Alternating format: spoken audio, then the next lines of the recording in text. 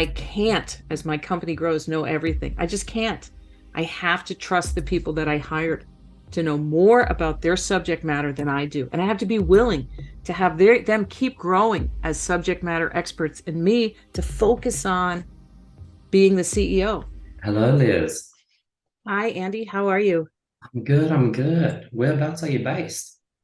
I'm in the New York area, about an hour north of the city. Okay, so what time is it over there? I appreciate. I know it must be a bit late, so I appreciate you No, doing no. this. It's just 6:30. Where are you? Sydney, Australia. Okay, wonderful. Well, thanks for having me on your podcast. Thank you for taking the time to do this. I know your time is valuable, so I really appreciate this, and I'm really excited to dig into your story. But yeah, Liz, I guess we'll jump straight into it. How I discovered you, I think I was going through LinkedIn. I've been really active on LinkedIn, and I think you have a decent profile, a big account on LinkedIn, and I think that's how I came about your content. So I guess please share with me and the audience a bit about yourself and what you do, Liz. Well, I write about and speak and teach about work, the human side of work, Andy. My company is called Human Workplace, and it's all about the idea of reinventing work for people. My background is human resources. I was an HR leader for a really long time in in big companies and small companies, kind of like small companies that got big, which is a great laboratory to see what works, and what doesn't work in HR and leadership.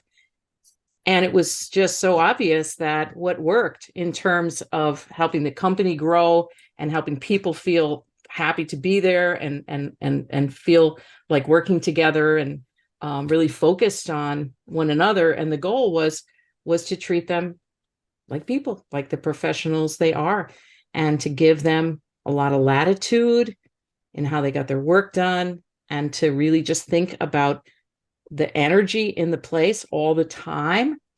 And the companies that I worked for and ran HR for thrived and prospered and grew, and also had wonderful, wonderful people working with us and people that wanted to work with us. So it just, to me, I said there would be no reason to run a company any other way, Andy. And I wanted to teach that. And it took until I left the corporate world, and then I had time to consult and teach and coach and do the kinds of things that I do now. And so that's what I do. Interesting. Tell me a bit about the main things you sort of do at the moment. You say you teach, you coach, you speak. Tell me a bit more about that. Like, what's your Yeah. main sort of? The normal content stuff. So I started writing first in 1997. Andy, I'm not sure you were born. Were you born in 97? No, when were you born? If you don't mind me 99. asking. 99. 99? Okay. Okay, so you're in between my sons. Um, yeah, 99 is a great time to be born. Dawn of the new millennium. And so I knew before I said, if I leave this job, I want to write and speak about how I believe work should be, what it should be like. And it's different than the standard model, right? The standard model is really hierarchical and top down and sort of formal and all this stuff that just gets in the way of human forward energy and community and what people want to do. They want to innovate and they want to collaborate, and we make it really hard for them oftentimes. So I started writing for the local paper in Chicago where I lived at the time, and the Chicago Sun-Times. And then from there, started writing for Business Week, and then Forbes and a bunch of other publications. And I started speaking. And then LinkedIn came in. I started writing for them, and yada yada, just grew the followership and grew started illustrating stories and writing books and doing a lot of coaching and a lot of consulting with CEOs and trying to help them get their arms around this different way to lead, different mindset. And so now I teach people how to be leaders, how to be career coaches, and we publish online courses, and I do a lot of speaking. And it's usually I do a lot of the same things a lot of people do that that are pundits, content people, that kind of thing. Interesting. Now, I know a lot of my audience are sort of entrepreneurs that are starting out. We have a lot of consultants sort of in our audience as well. Was it hard at the beginning where you quit your job and you just went full time into writing and you're sort of just giving out value, and there's not much inbound sort of work, not much inbound consulting or coaching gigs? And like, how long did it take to a point where it was consistent, or did you do something to survive that period? Well, I didn't quit my job specifically. My company was bought. The company I worked for was bought. And Mm. I figured it was tech. So everybody got bought, right? We bought 15 or 16 companies. And in the back of my mind, it was like, yeah, well, we're going to get bought eventually too, right? So when I got to be ready, I had little kids at home, and I said, if this company gets bought or if there's a reason for me to leave, I'm going to consult for sure. Um, and I have to start thinking about that now while I'm still working, because I do not want to be, like you said, Andy, in the position where I'm sitting at home waiting for the phone to ring. And so I started speaking a lot. I started speaking for HR associations, tech associations while I was working. That was really good because it gave me practice doing public speaking, and they didn't have to pay me because I was getting a salary. And that made me like a really appealing speaker. Oh, get her because we don't have to pay her. And I had a good brand name company that I worked for. People liked our company, they knew about it. And so I was like, yeah, I'm going to speak as much as I can while I'm working. So I'll have a platform and a kind of a reputation when I go out there as a consultant. And that really helped me because as soon as I left my job, I had work. I had consulting work. Oh. Tell me more about speaking, because that's another thing I've been like a lot of people have been telling me about, like speaking. Like I've done a few one or two sort of speaking gigs where I went to, like, my expertise is e-commerce and marketing. So I've been to like these conferences where there was like an e-commerce and marketing debate, and I was one of the sort of debaters. I sort of speak at small events and try to teach people about how they could market their sort of business. With these little events, maybe afterwards I can see, three, four, five people sort of get to know my name, come up to me and chat with me. Is that sort of the process? You just do that 50 times, and over 50 times you meet, 50 times five, 250 people, and that turns into work? That's a great question, Andy. I think that it's a combination of produced events, meaning somebody writes to you and says, please come and speak, and your own thought leadership as manifested on social media, right? So if the produced events, the invitations for you to come and speak is really good for credibility. Oh, you spoke at the Sydney Association of whatever, and you spoke over here, and you did this virtual thing. And at first, I would say to any public speaker, don't worry about getting paid. What's more important is to have the video, right? You want that video, and you want testimonials saying Andy's an incredible speaker. He gave so much value. And then you would love to get some consulting leads out of the conversations that you have at the event. But what you really want is the video and the testimonials. And you don't need 50. I mean, 5, 6 looks really good on your LinkedIn profile or wherever you're showcasing your availability for speaking. And then the two things, consulting and speaking, kind of reinforce one another. So you've got a few of these speaking videos, not the whole speech maybe, but just clips. Maybe it's YouTube or wherever it is, little things on TikTok or on LinkedIn, wherever you want to make your platform. And then you can use that in approaching people in marketing. You can use those little clips and say, James, I don't know if what is your principal topic, Andy? Is it digital marketing? Correct. Okay. I don't know, how you're situated, James. I see you've got this chain of health clubs.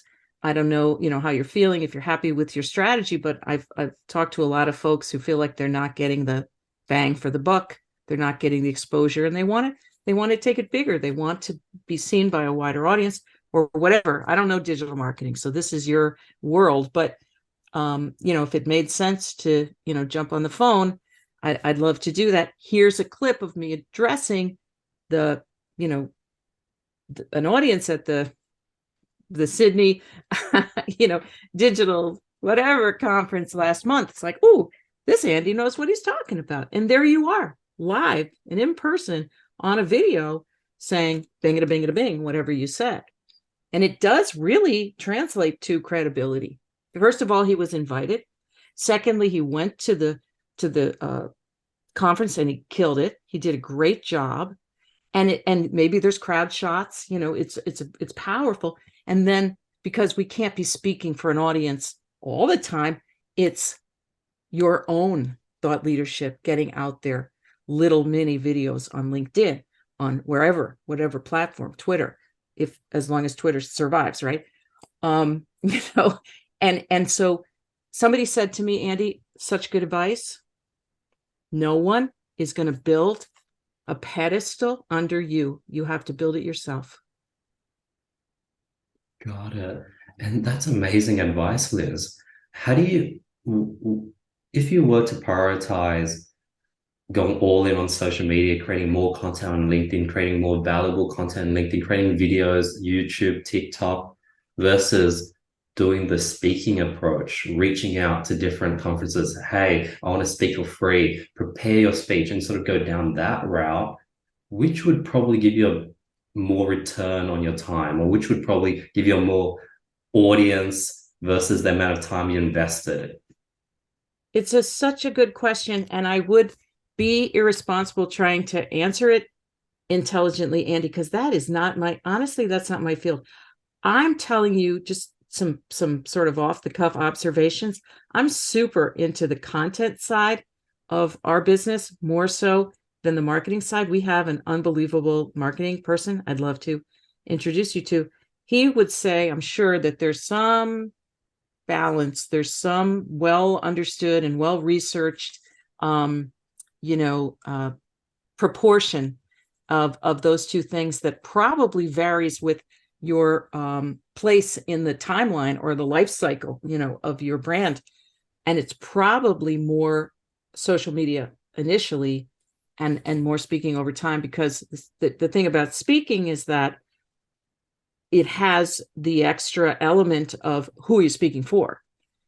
I was happy, 10 years ago or whatever, to be invited to speak at the United Nations. So then it's like, oh, I spoke at the United Nations, so I'll throw that in the bio. So those kinds of things. Always, you spoke at the Pan Australia, Pan Pac Rim, whatever conference, like that becomes a big deal in your bio. So that isn't in social media. The best we can do with that is sort of say, I have all these followers, or I get all these views, and that's really cool. But there's something about that, like the world is recognizing Andy. So I think that's the complexity that I would not, I don't know, but there are people who do know how to balance those two things. And of course, it's not just those two things.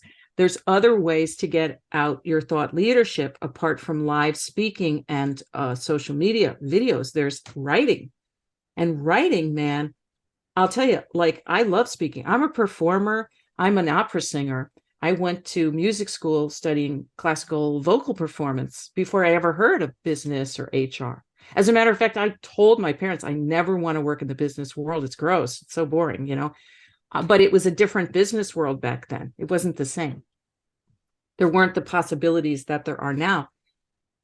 But even though I'm a performer and I love speaking, I would rather write, because you can say more complex and nuanced things. At least I can in writing. When people are not under pressure, the thing about speaking is that they have to sort of more or less comprehend you at the rate that you're speaking. And when you're writing, they don't. And they can read it over and over. They can send it to their friends and say, let the two of us talk about it. It's all there. So I'm happy that I wrote like 5,000 articles during the same time that I was kind of trying to build this thought leadership and consulting whatever manifesto, because it's a body of work that lasts. A lot of people are not going to go back and look at your videos, but they will read the stories. And they'll read a story 10 years later and say, wow, that's a powerful observation. Yeah, I'm glad, but I actually wrote that 10 years ago. So it has a lot of staying power, I think, that some other forms of content don't. Whereabouts do you post your written content, Liz, where it has such a long lifespan?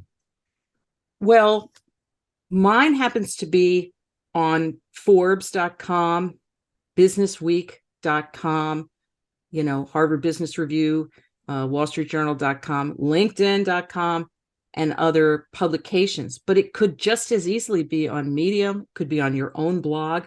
Plenty of people have their own blog, and folks are still looking at their posts from 10 years ago because they have built up a following around their subject, whatever they care about.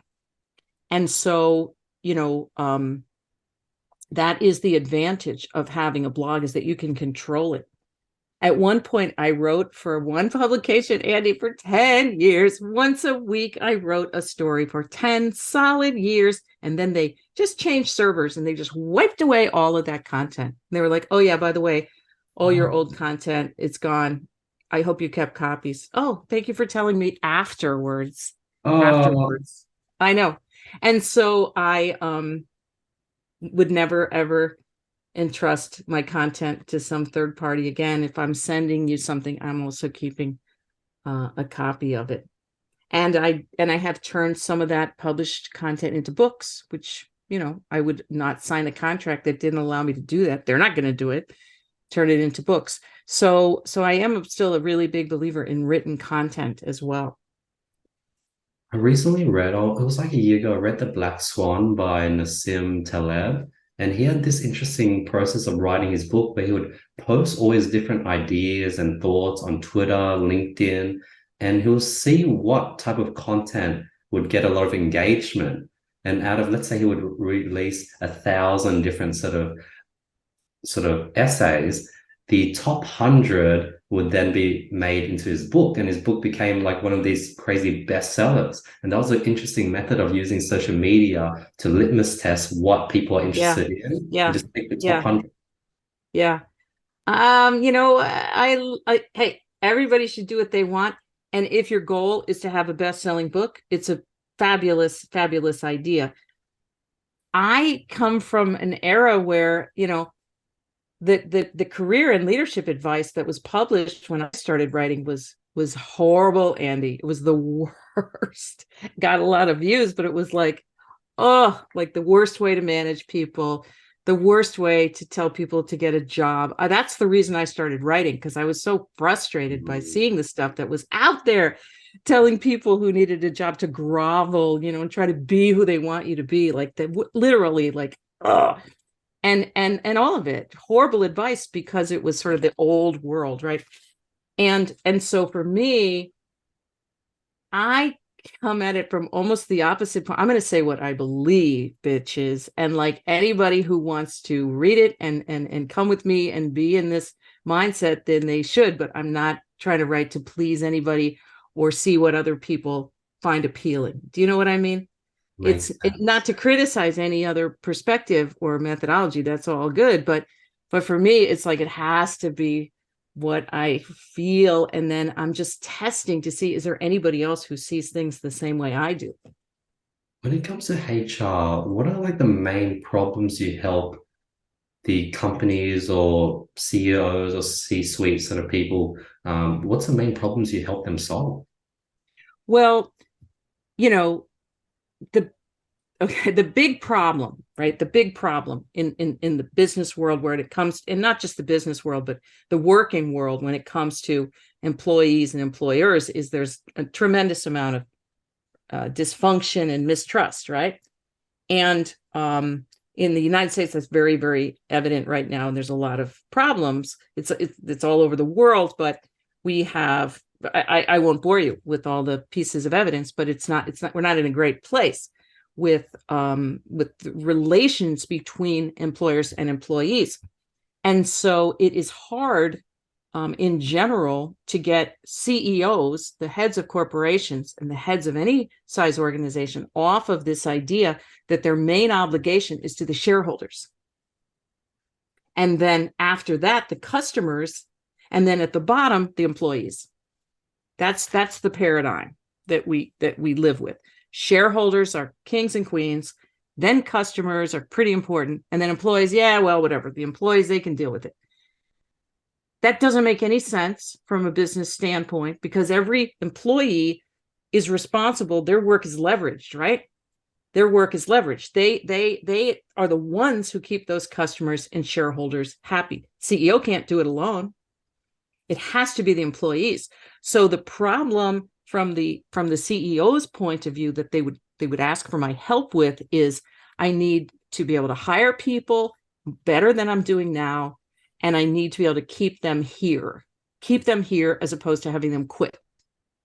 So then the translation of that to sort of human terms would be you need to have a more appealing story to go out there to the marketplace with in terms of recruiting.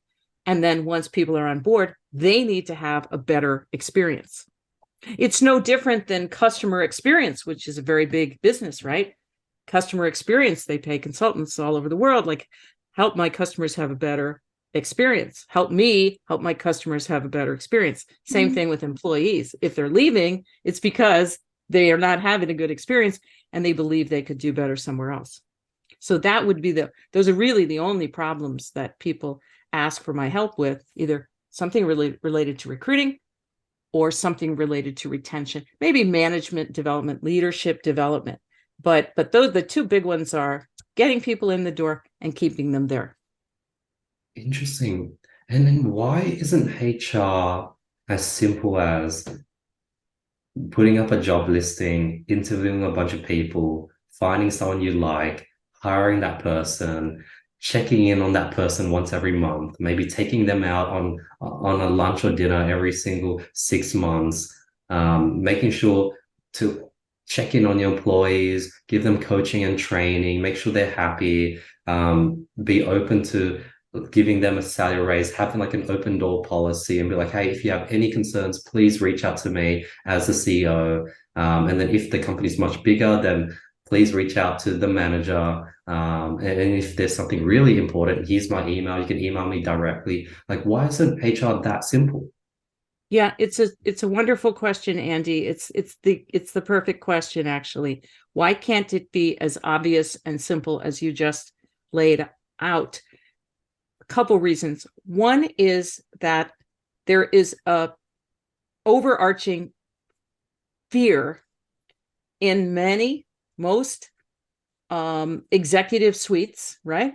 Executive floors that says we have to protect ourselves against bad things happening. And this is called fear-based management. It's based on fear. It's the CEO waking up in the middle of the night saying, but what if an employee did this or that? What if somebody decided to do this or that? And so in a misguided way, trying to attempt to forestall or prevent anything bad from happening, they actually raise the probability that something bad happens, right? Because they destroy the trust and the good feeling, the good energy that would keep employees from ever even dreaming of doing something bad. Because I kind of was raised by wolves in HR in the sense that I have never worked for an HR person. I only worked for business leaders and I did HR for them, but I never learned HR from another HR person. I had no idea this was the prevailing framework for HR, prevention of bad things, right? Warding off bad things. So I didn't know. I never dreamed that would be the way anybody would run an HR department. And I just tried to spread good energy and be open, like you said, open door, and try to help people all the time. And not because I'm such a great person, but because it's obvious. That would be what you would do if you're trying to have a great culture and have people excited to work there and bring their friends to work there and have the company grow. And so it was only when I got out of corporate HR that I started consulting, and I saw how different that approach was and how many HR people are really shackled. It's not their fault, right? That's not what they want to do, but they're higher up managers are telling them your job is to protect the company from its own employees and keep us out of court, meaning keep us from getting sued by our employees. Well, here's the crazy thing. If you don't want your employees to sue you, rather than making a bunch of rules and policies, you would just treat them really well, and then they would never even dream of suing you. We don't have a department that tries to keep our customers from suing us, right? We don't have that. But yet people look at HR as this department that is there to enforce policies. Who could ever get out of bed in the morning excited about going to work to enforce policies? You said it, Andy. It's just a very natural outgrowth of you work here. We want you to feel supported. We want you to feel like you can talk about any problems or issues that you have. We'll help you resolve them. It should be a very easy thing to do, but it's fear at a high level that puts an emphasis on rules and policies and controls, some of which are obviously necessary to prevent, unsafe situations and so on, but not nearly as many as we have in place, and more all the time. This prevention mindset, fear-based mindset, really, really, really gets in the way of everything we want at work: collaboration and innovation and teamwork, and and a great a connection between employees and the company. And we do that to ourselves, unfortunately. It's like self-sabotage. I think you brought something up that was really important, the fear-based sort of management. And one of the questions I wanted to ask was that, recently over the last month, I don't know how it happened and stacked up, but we had 3 employees recently sort of send in their resignation. Like maybe it was like a week apart. And I was just like confused, like, why is this happening? And it's, we retained our employees for the last 2 years with no issues. And over the last month, we've had a lot of people leave. And I didn't know the answer, but I think you brought light to what might be the answer. And I'd love to get your thoughts. Over the last 2 months, I've been really coming together, pushing myself and pushing the company to go forward, because we've been bleeding out over the last year, and we're getting to a point where it's dangerously low and our cash reserves are nearly running out. And I'm like, okay, we need to get our company, we need to pull everything together. I've been working double time. And as a result, I've been seeing a lot of gaps and a lot of issues in our sort of company and in the work they produce. So for example, we had a podcast editor, the producer for my podcast, left, I think, a month ago. And I think, he told me that he got rehired from his previous job. But it might have been because I told him, like, hey, I want to innovate our podcast. It's getting pretty stale. We've been using the same format over the last 100 episodes. There was also an incident where one of our podcast scheduler, which is another employee, was accidentally reaching out to guests that we've already had on our podcast. And that was very embarrassing, and I was very disappointed. So maybe that might have been the catalyst for him quitting. There's another example of a social media manager that recently left because she said that she wanted more time to look after her newborn.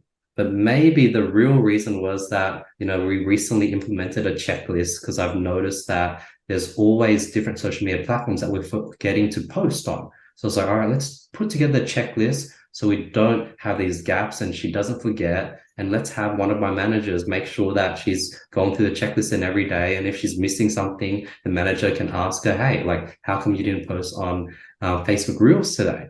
And maybe that made her job difficult, and that was a catalyst for her to quit. So maybe I'm sabotaging my company by trying to close all these loops and add in checklists and tell people, hey, like, you're doing this wrong. I don't like that.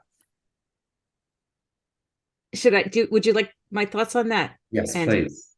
Okay. Well, first of all, let me acknowledge you, because your job is hard. You have a lot of things that you have to keep track of, right? So hats off to you, because it's not easy. And being an entrepreneur and being a CEO can feel very isolating, can feel very alone. Like I'm holding the world on my shoulders. Okay. So hear that. It's not easy what you do. And starting your own company at such a young age, very, very big deal, and you're awesome for doing that. Okay. Um, I don't mean to talk about people, right? But having a baby, it's hard to overstate having a baby, adopting a baby, taking the care of a baby. It is really hard to overstate how monumental that is. The most life-changing event you can really have. One of the most. I mean, it's I went on maternity leave the first time.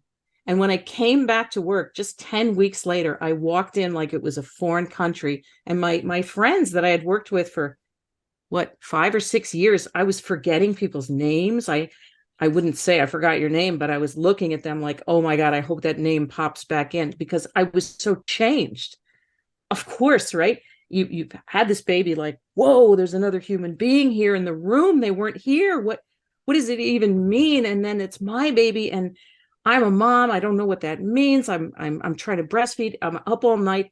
It is freaky how you change.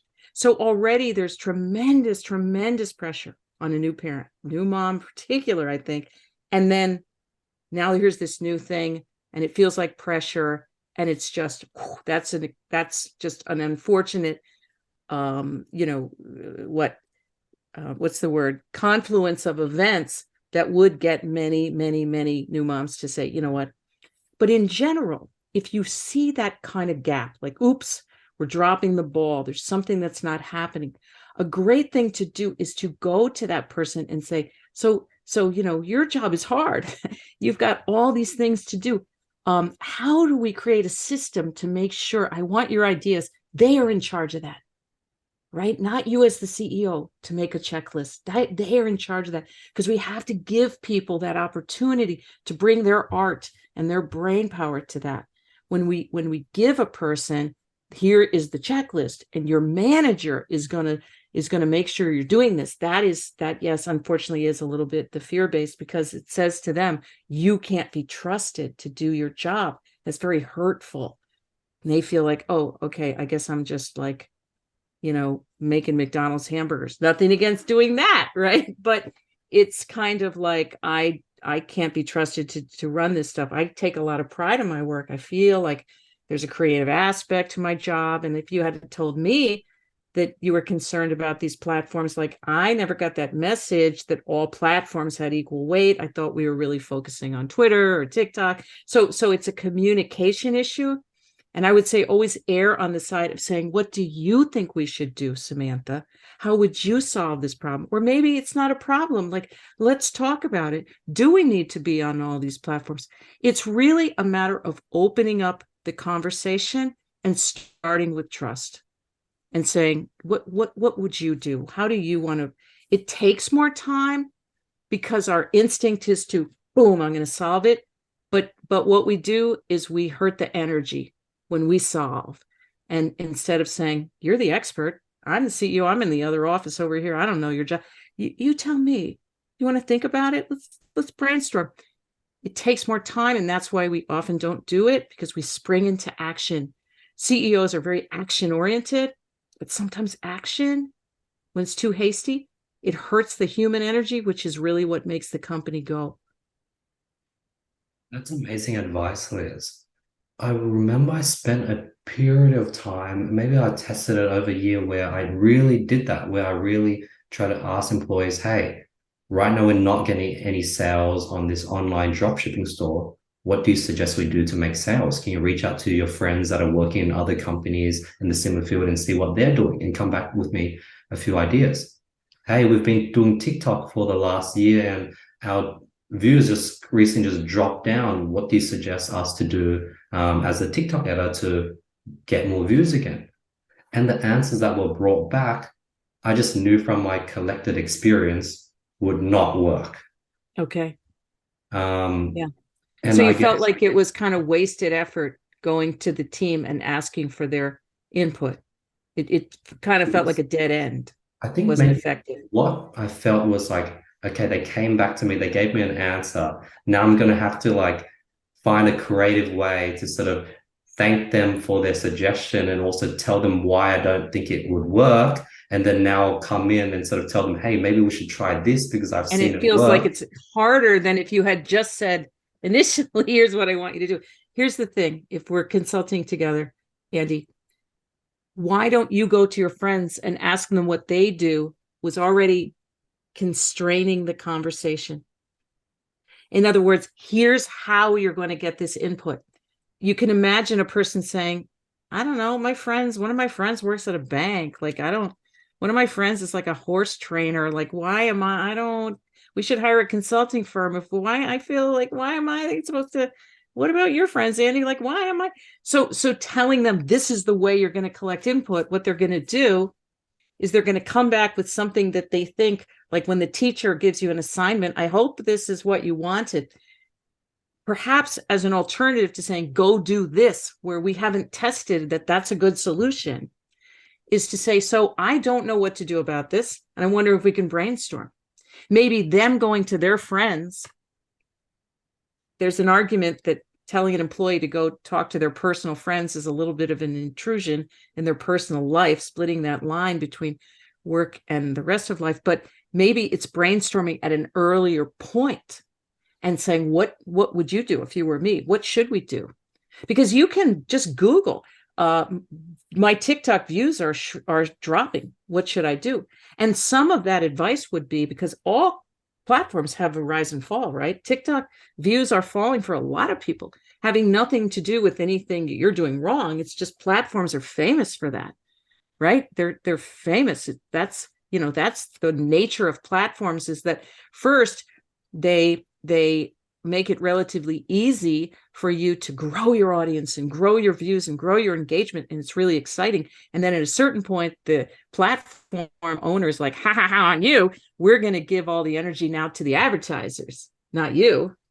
And we're going to make it really hard to get organic views. That's every platform in the history of mankind.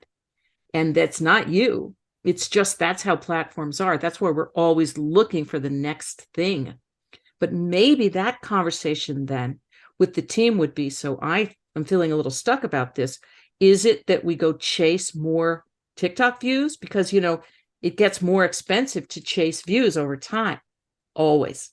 To get the same views, it costs more money. It's very, very frustrating. And it's the reason people abandon. The only reason that any of us are on TikTok is because we got sick of Instagram or Facebook or whatever came before. So this is the way the platform owners try to build an audience, and then they monetize the audience by giving the advertisers more attention and the organic creators less attention, right? That's the way that industry works. And so maybe it's not chasing those harder and harder to get views, but maybe it's looking for other channels. Maybe it's using your base on these various platforms and porting those guys over to a newsletter or some other way of directly connecting with them. They might have found you through the platform, but maybe then you continue to be engaged with them some other way. And again, I'm not a marketing person. I'm an opera singer, an HR person. I'm just telling you that in terms of the management side, the earlier in the thought process where you can engage the relevant people, the better. So it's always better to ask rather than to tell, here's what I need you to do. Does that make sense? Totally makes sense. One of the sort of problems I would also get would be that the employees would always come back with the easiest answers, whether it's like, hey, the reason why our TikTok views are down is because you need to film better content. They'll put it back on me. It's like, okay, it's my fault. I need to film better content. Okay. Or they might say, hey, TikTok goes through ups and downs, and maybe we're just going through a down period. So the answers I would get would seem like, okay, like we had this conversation and we're sort of still in the same spot. So you could test something like that. So I hear some emotion and I 100% understand it, because I've been in that spot so many times, Andy, where I feel like, do I have to do everything? I mean, come on. I started the company. Do I have to do everything? It can feel very lonely, and it can feel like you're not appreciated. And there's all these feelings that go along with that. And so one way to address that is to say, if you feel like our TikTok views would increase if we had better content, let's test that. Let's look at what criteria would be for what you are saying is better content. Are you talking about editing? Are you talking about the length of a TikTok video? Let's get really ultra specific and just do some A/B testing. Let's just see. Maybe that will work. I'm game to try it, but I need a little more meat on the bone. I need a little more structure in that. If we did 10 videos that we agreed were at this new higher level that we really feel should increase engagement, then let's see if that actually works. People are more willing to spend more time and energy coming up with better solutions, more thoughtful solutions, if they feel that their input is going to be, really taken seriously. If we develop, and we've all done it, but if we develop a little pattern of saying, what do you think we should do? Well, I think you should just do this, oh, that's a bad solution. Then they're like, well, why should I try it? So we can either reinforce the positive, like, great solution, James, let's do that. Or we can say, no, don't even worry. I gave you an assignment and you failed. And so just forget it. Then it's kind of like, well, all right, I'm not even going to try the next time. So we're always looking at the energy. Is it positive where I can reinforce it? Or is it negative where I really have to back up the truck and look at where is this negative energy coming from, and how do we talk about it and just really address it, and how do we reverse that? Because that is, a very hard part of managing the conflict between everything is on my shoulders. I have to do it myself, but then people don't like it when I just bark out orders and I tell them how to do their job, versus I sort of give the reins and the power to employees, and then am I going to be disappointed by what comes back? And it's always a topic for conversation, always. But I think if folks can understand the mission at a high level, then it's easier for them to come up with solutions. The more visibility they have as to what you're trying to accomplish, the better. And that could just be open brainstorming sessions in a room with a whiteboard, virtual or physical. Here's what I'm trying to do. I'm super open to suggestions, and I want to hear from you, and I also want to tell you whatever you want to know, so that you'll have more connection to what we're trying to accomplish here. Thank you very much, Liz. I think I can really start getting a grasp on what you're trying to share. Like, there was a scenario where the YouTube channel also started slowing down, and I was talking to the YouTube manager. I was like, hey, what should we do to get more views? Now, YouTube is about e-commerce and marketing. And he suggested, hey, maybe we should do some reaction videos where like you react to a bunch of viral videos. In my mind, I'm like, I don't know if that'll work, and that's not relevant to my niche at all, but let me give that a try. Could you send me some videos to react to? He sent me some videos to react. I was like, how would you like me to do it? Can I just record my face and watch the videos and react to it? It's like, yeah, you can go ahead and do that. Did exactly what he suggested. The clips, some of them actually did well on TikTok, surprisingly, but the YouTube videos totally flopped and didn't do well at all. I guess I should have followed up and asked, hey, what should we try next? But what you're sort of sharing, Liz, is that by doing that, now the employee is feeling that he's being listened to. He's seeing his CEO following his instructions. And maybe I should have asked, hey, and if I did follow up and he saw that the results weren't well, now he's motivated to come up with a better idea. And in the long term, you would high effects. But in the short term, it feels like I'm just taking many steps backward. But in the long term, I'll take a lot of steps forward. It's not a step backward. I know it feels like that, Andy, but it's not a step backward. It's so worth it. It doesn't matter. If it works on one platform and it's not really great on another platform, it's worth it, the engagement. The same thing, it's engagement with customers, engagement with our own employees, except that the connection with employees is 20, 40 times more important than that same engagement with one customer. And so going to that person now, I mean, they might watch this video, right? Or listen to this podcast, but going to that person and saying, so we did this thing. What do you think? This was your idea, and I'm so happy we tried it. What do you think? What should we do next? No judgment. What are you happy with the results?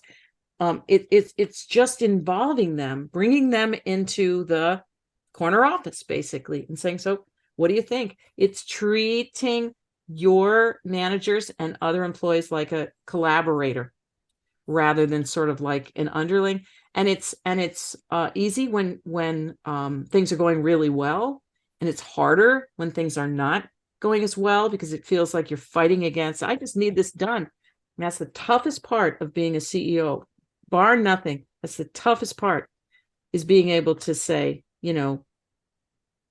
this I wish these videos had done better on this platform, but that's what's more important, to have this person to actually care about what they're doing. And they're not going to care if I treat them like, the hired help. And they're much more likely to care if I care about them and how they feel and their input and our collaboration. So it is hard, but I think you could keep that dialogue going and say, so what do you think about our campaign, and what would you do differently, and what should we do now? It really is delegation, and saying, I can't, as my company grows, know everything. I just can't. I have to trust the people that I hired to know more about their subject matter than I do. And I have to be willing to have them keep growing as subject matter experts, and me to focus on being the CEO. Like an orchestral conductor is never going to play the violin as well as that principal violinist. And they're never going to play the trombone as well as the trombonist, but they keep everything working together to make really beautiful music. Interesting. Thank you so much, Liz. And I think you've really helped me. Now I know the importance of like putting less strain and restriction, and being like, hey, this is what we should do. And I think there was one situation that sort of made me do that shift. And I think you're sort of helping me go the other way. I think the example, maybe I'd love to get your thoughts on this case study, our podcast scheduler. I gave her complete reins. I said, here's 150 videos of me sort of scheduling guests and reaching out to guests. Watch through it all, and I'm more than happy for you to go ahead and use your own strategy and do what's comfortable to you. And she watched all the videos and came up with her own approach. Usually my approach would be reach out to the guests, tell them a bit about myself, tell them why I'd love to have them on my podcast, and see if they're interested. Her approach is similar, but she'll give a booking link. She'll be like, hey, we'd love to have you on my podcast. Here's a schedule link, and you could book in a call, and then we can chat straight away. And it was very, like, my gut feeling knew that wouldn't work. Like, you don't want to just talk to a stranger and be like, hey, here's my calendar link, book in a call. You'd want to ask them to see if they're interested in coming on the podcast first. And she stuck with that strategy for a long, long time. I was like, hey, is there anything we could do better? I know your percentage of people getting back to you is really low. Like, can you do something like, and maybe she made small pivots, changed the script. I was like, maybe we should, you save the link for afterwards. And she changed, and it was very slow and steady, and nothing was happening. I was like, and then I think I was just very angry one day, which was not good. I was like, hey, Andrea, I think you should just use my template. Watch the videos and just copy exactly what I do, because it works. And she started copying what I did, and it started getting results. And I was like, yeah, maybe I need to be more that, but you're sort of teaching me otherwise, which is well, no. Andy, listen, it's very hard to know which approach to take, right? That day you were speaking from the heart, and you said, let's just go back. It's easy to say in hindsight, I should have done this, I should have done that. I think when there's two steps. You said, watch these 150 videos of me booking guests or reaching out to guests, and then use your own approach. For some people, that would be fantastic. And for other people, that might be too scary, too blue sky. Like, well, my own approach, I don't even know how to do this. I've never done it before. There's a middle ground where you could say, watch these 150 videos. What I do is I use this template, take a look, and then you and I will talk about it, because maybe you'd like to modify it. So rather than saying, watch the videos, develop a plan and execute it, like, whoa, you're really giving them the keys to the car at that point. You could say, watch the videos, take a look at the template, and then let's talk about what you think about the template. Or let's try this template because we've used it and it's worked really well. All of our podcast guests came to us because of this template. And then over time, as if you feel like we need to modify the template and do something different, we'll absolutely take a look at that. So it's still very respectful and very welcoming and very affirming, but not saying, just do what you think. And if a new approach doesn't work, we can use data and say, well, I'm so glad you're here and I really appreciate all your input. But I reached out to 345 guests and we got 175 of them signed up using the old template. And now with the new one, it's an experiment. So we always want to try stuff, but you've reached out to 85 guests and we've only had 16 of them sign up. So obviously the metrics are way, way off. So what do you say we go back to the old template and then we can try tweaks, but also think about if we're fighting reality, because the numbers are not, they don't lie. Why? Just for the sake of change? I mean, it's good to try stuff, but we've gotten pretty good data now that not only are these people not signing up, but we kind of lost our chance to have them on the show. How do we go back and say, oops, no, sorry, we were a little aggressive before, my bad, right? So it's there's a branding piece, there's a relationship piece that we are kind of hurting ourselves. What's the rationale? Help me understand what is inside of that, why the link. You could imagine just looking at a process chart, process map. We'll send them the link right away. It's faster. Yeah, it's faster, but they're human beings and they want to be flattered. They want to feel like, hey, I love your book. I've only had time to read the first half, but your book is awesome. And I'd love to talk to you about it on the podcast if you have time. But I can imagine you're really busy. My advice, unsolicited advice on booking podcast guests would be to talk about them before you talk about yourself. I get about 10 requests a week to be on a podcast, and 9 of them are like, delete, because it's a whole thing about, I was born, blah, blah, blah. I love you. I'm glad you were born, but why am I reading this? I'm living my own life and I'm busy like everyone. Like, talk about me. It's the most obvious thing in the world, right? Like, cold emails don't get the same response as warm emails. Just 2 minutes of research on someone's LinkedIn profile will tell a guest booker that, hey, Jane, great job being, 40 under 40, Sydney Morning Herald or whatever. That's amazing. That's going to get her attention way more than you should come on my podcast because I'm blah, blah, blah.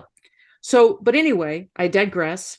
I think in terms of giving latitude, here I've been telling you, give people latitude, but also it's got to be judicious in terms of what's the risk of making a big change and what's the risk of giving this person just total freedom versus, wanting to really reaffirm them and tell them, I'm so glad you're here, but also say, so let me know what you think about our current process. And we could talk about if there are tweaks, but this is probably the way we want to get started when you're new in this job, and then we can refine going forward rather than just do what you think. So we don't want to feel that this idea of giving people ownership has to be 100% or nothing. It can be stepwise. It can be, here's what I do when I have a new employee on our team who's in charge of a channel, YouTube, TikTok, whatever. I like to lay out a strategy or collaborate with them to create a strategy and really rely a lot on past experience and also other information sources, experts in this area, and come up with a strategy. And we view it as a test. We're just constantly testing and trying things. We're going to be very guided by data, because when it comes to social media or podcast guests, it's right there. They said yes or they said no, or they blocked us. It's and the same thing with social media. It's working, it's not working, it's no big deal. It's not personal, it's not a judgment on you. We're just going to tweak it. We're going northwest, maybe we'll go a little bit east. We're just always learning and we're always getting better. That's such beautiful advice, Liz. I really, really appreciate your time today. Please, where can people find more about what you do? Where can people read and just absorb more of what you shared today, Liz? They can reach us at humanworkplace.com is our website. And I'm on LinkedIn and Twitter and wherever. And yeah, we have a newsletter, brand new newsletter on LinkedIn that we would love to have people subscribe to if they feel like it. And I'd say just find us at humanworkplace.com is probably the easiest place. And I'm always happy to to talk to folks about what they're doing in their business and help them if I can. So, but listen, Andy, like I said, you're awesome. Thank you so much for having me here, and hats off to you on your business. Thank you so much for your time today, Liz. I really, really appreciate it. I can really feel you have like a high level of EQ. I can feel the empathy through the screen. I really appreciate your insight. Hopefully I didn't ask too many personal case studies. I just thought that might be the best way for you to just Of showcase course. your skills. No, And I think we've got amazing clips of you solving and giving answers to real life problems that I'm sort of juggling with. And hopefully that can relate to the audience as well. But yeah, I really, really can see the passion and the wealth of experience you have when it comes to people. oh, thank you, Andy. And I'm very glad to know you. And perhaps I'll get to Sydney one of these days. We could have lunch. Most definitely. Thank you so much for your time today. Everyone else, if you've made it this far into the podcast, thank you very much. I really, really appreciate your time. Please drop me a comment on the YouTube video. Leave me a review on Apple and Spotify. I've been reading all the reviews. I'd love to hear all your feedback. And thank you. I really appreciate you guys if you guys made it this far. And I'll see you guys next week with another episode. Peace.